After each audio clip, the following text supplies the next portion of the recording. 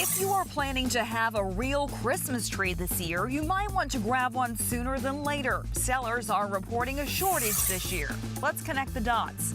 Coronavirus does play a role in this year's Christmas tree shortage, but this problem has been growing for years.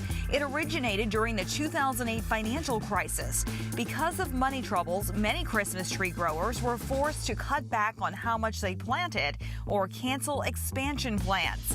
Since it takes a while for a tree to grow, that continues to have an impact on supply. Then there is the ongoing pandemic.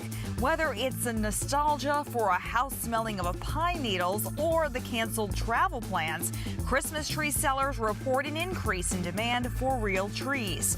The National Christmas Tree Association reports they received an unprecedented number of calls this fall from people wanting to know when the Christmas tree farms would open up. Also, in some areas, coronavirus restrictions are forcing lots to limit hours or stay closed. The weather hasn't helped either. From the raging wildfires out west to drought conditions in large parts of the country, some growers are struggling.